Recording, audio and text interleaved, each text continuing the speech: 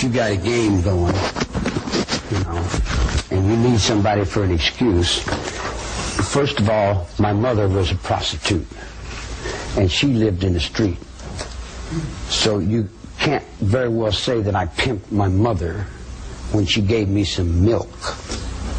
You see what I'm saying? In other words, I was raised in that alley. That alley is where I live. I live in the street. I live where it's rough, and it's tough, and it's hard. Nobody gave me nothing. Everything I got, I had to bite for it and scratch for it. So it's the same principle when it comes down to surviving. If me and you are on the street, you're the strong one. You're the one with the power. I take second seat with you. I say, look here, girl, here's our problem. What are we going to do about it? Now, if you got to give up a little something on the side to do what, there ain't no jealousy in me. What you do is your affair, but we're hungry here, moms. You dig what I'm saying? So the broad went out and she made a few dollars. She come back and said, here, some money. I said, money, that's what we need. So I took the money.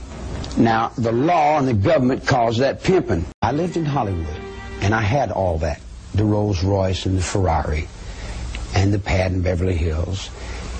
I had the surfboard and the Beach Boys and the Beasties and the Neil Diamond and the Rob Scott and the Jimmy Griffin and the Elvis Presley's, Mesca Bestleys and all them guys. The Dina Martins and the Nancy Sinatras and the Gaffer Saffron. Will you do it to me? I hear you do it good, honey, and all that kind of. Will you come up to my house later? So I went through all that, and I seen that was a bigger prison than the one I just got out of, and I really didn't care to go back to prison. See, prison doesn't begin and end at the gate. Prison is in the mind.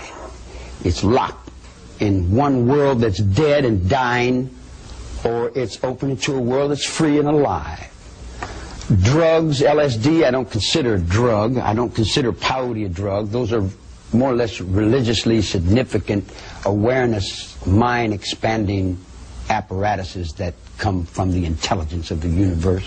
The reason that the girls liked me was, hey now, I'm all around you, hey now, up on your heart I can sing through you. And I play and I sing, and they say, hey man, you got soul in that music. And I said, yeah, I play a little bit, you know. I like music. And they said, man, you're really somebody. I said, oh, I am? Oh, I just got out of jail. I don't know what somebody is. They like my music. They say, man, we want to get you over. I said, get me over for what? They said, we take you down here to Beverly Hills, and we want to get you in with, because you're a star. I said, I'm a what? They said, you're a star. So they took me to the Beach Boys, and I went and I got on the surfboard, and I rode around, and I looked, and I said, gee, huela chingazos, this is more trouble than what I just got out of. You got look at yourself. You got to wear that, whether you like it or not. You got to do things. You got to get up and go through all kinds of changes, whether you want to or not, doesn't matter. Your whole life is put in your paycheck. You couldn't pay me all the money in the world to do something I don't want to do. If I'm shoveling the barn and you want me to go desk Kevin Rumflaw, I say, no, I'm doing something right here. I'm helping this blind man. Did he lie about you in this book? Lie. Now there's discrepancies in words. Words have many meanings and they lean on each other. And each person has their own interpretation. I'm not talking about a philosophical hodgepodge of marketology bullshit that you learn in school. I'm talking the basic, simple, childish, 5-year-old truth. Yes, Mom, I did, or no, Mom, I didn't. You know. Is this book true? True. It's true from his point of view. It's the way he sees it. It's true for the people. It's true for his wife and children. It's true for the people that want it to be true. That's when you're dealing with the public. You deal the public off the bottom. You deal them what they want to buy and what they want to hear. There's a certain amount of honesty that exists in the world of crime. The outlaw must be honest with himself, first of all, to be able to face the things that run in the world of the outlaw. Someone comes to me and says, we're going to kill so-and-so. I tell them, oh, what do you think about that? No, I don't think about it. I'm not mad at him. I don't even know the dude. They said, well, we're going to get him. I said, well, what do you want me to do? They said, you want to come with us and help us? I said, nope. I'm not breaking no laws this time. I'm not breaking no laws this time. Can't that come into your brain? I did not break the law. Jesus Christ told you that 2,000 years ago. You don't understand me. That's your trouble. Not my fault because you don't understand me. I don't understand you either. But I don't spend my whole life trying to put the blame over on you because my cigarette didn't light or because something didn't work right. What do you want to call me a murderer for? I've never killed anyone. I don't need to kill anyone. I think it. I have it here. I don't need to live in this physical realm. I walk around in the physical realm, and I put on the faces, and I talk, and I play, and it's this big act, man. In the spiritual world is where I live. I exist in places you never even dreamed of. I don't fit in society, and I am incompetent. I've never been a success at anything. I even got to the point where I didn't want to be a success at anything.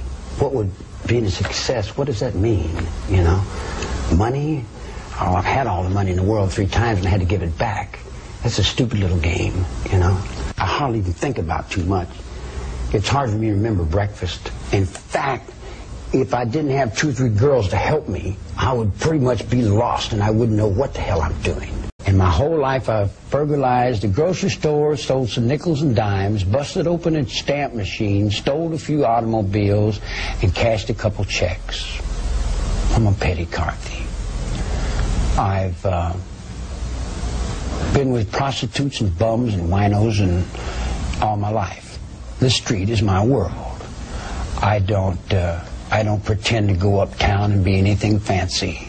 I can, but I find more real in the world that I'm in than I do the tinsel. And the real world is the one I have to deal with every day. Believe me, if I started murdering people, there'd be none of you left. My children are coming. I told you 20 years ago. I told the judge, can't you see what you're doing here? He didn't care. Nobody cared. Only a handful of children cared. They cared enough to give their all.